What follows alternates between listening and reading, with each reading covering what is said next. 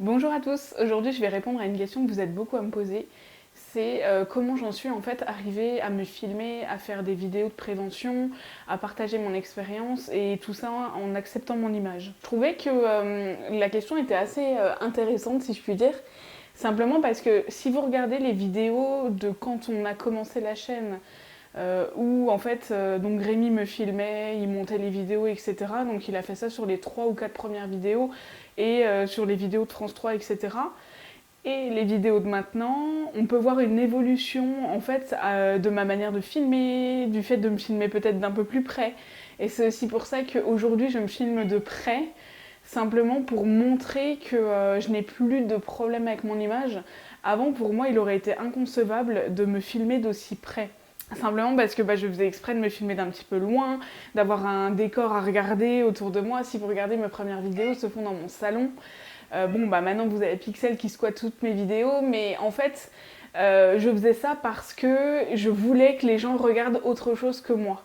Ils avaient tout un décor à regarder autour de moi et finalement, j'étais pas l'élément principal du décor. Ou en tout cas, c'était voulu pour que je ne sois pas le seul objet en place à regarder, dirons-nous, même si ça ne se dit pas comme ça, vous avez très bien compris.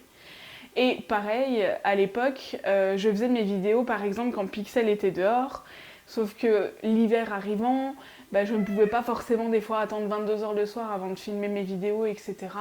Donc, pareil, maintenant ça me dérange plus du tout qu'elle soit là dans les vidéos, de toute façon ça vous fait bien rire à chaque fois. Et tout ça, étape par étape, m'a aidé à accepter mon image. Il y a aussi le fait que par rapport aux premières vidéos, on peut le voir, j'ai pris beaucoup de poids.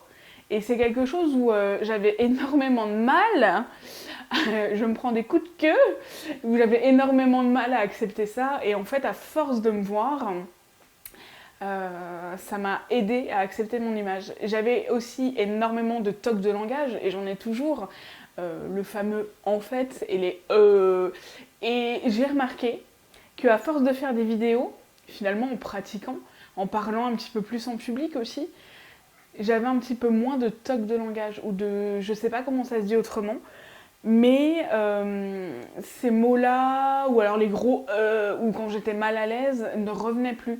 Et il faut savoir aussi qu'au début des vidéos, j'avais vraiment une trame écrite, et maintenant je ne le fais plus que pour les vidéos un petit peu sensibles. Je pense qu'il y a aussi en tant que victime ou en tant que survivante, j'avais cette image un peu biaisée de moi-même, où au tout départ, quand j'ai commencé la chaîne YouTube, j'étais vraiment en tant que victime qui voulait aider les autres, mais on le voit où j'étais pas aussi évolué dans ma psychothérapie qu'aujourd'hui. J'étais beaucoup moins à l'aise, je me sentais un peu dans la jungle en train de donner des conseils, etc. Et c'est à force d'aider les gens, à force de voir que ça a aidé, à force de créer des amitiés aussi entre survivants, parce que y a des gens qui viennent vous raconter leur expérience, finalement il y a des gens avec qui je parle tous les jours maintenant, ça aide aussi. Et si vous n'arrivez pas à accepter votre image, c'était l'exercice que je faisais à un moment donné, c'était prendre des selfies de moi tous les jours, où vous vous obligez à vous regarder puis vous vous faites un compliment. C'est tout bête, mais si ça peut vous aider au départ, faites-le. Parce que moi, il y a des jours où, par exemple, quand j'étais pas maquillée, c'était inconcevable de me prendre en photo, ou alors d'aller à un dîner avec des amis, ou de sortir, de faire plein de choses. Le maquillage servait un petit peu d'armure. Aujourd'hui, j'arrive sans aucun problème à me faire prendre en photo, à me filmer sans aucun maquillage. Naturellement, quand on monte des vidéos, il y a des filtres où on peut faire aussi des arrangements avec la lumière ou avec les couleurs. Mais si vous regardez dans mes vidéos, je suis beaucoup moins maquillée qu'au départ. Et finalement, c'est ça la plus belle évolution, c'est que je n'ai plus besoin de cette armure, de ce maquillage pour sortir, pour être moi-même. Quand quelqu'un me voit sans maquillage, ça ne me dérange absolument pas. Et quand quelqu'un me voit avec maquillage et me dit « Oh, qu'est-ce que t'es belle, t'as pris soin de toi et tout », je prends ça pour un compliment. Mais pour moi, ce n'est pas un véritable compliment.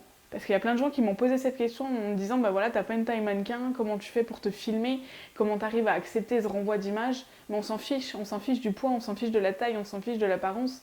Tant que vous voulez faire quelque chose de bien, n'hésitez pas. Et surtout, commencez par vous trouver beau ou belle, parce que c'est comme ça que les autres vont vous accepter. Si vous êtes à l'aise dans votre corps, les gens ne vous feront plus de réflexion, ou en tout cas n'oseront plus. Ils essayeront peut-être au début, mais à force de les remballer, ne vous inquiétez pas, ils n'oseront plus. Et il ne faut pas hésiter aussi à s'affirmer et à dire non. Si quelqu'un te dit, moi je te préfère avec les cheveux courts et que toi tu te préfères avec les cheveux longs, pourquoi avoir les cheveux courts? Il faut d'abord se plaire à soi-même et ensuite on plaira aux autres. Je vous dis à bientôt!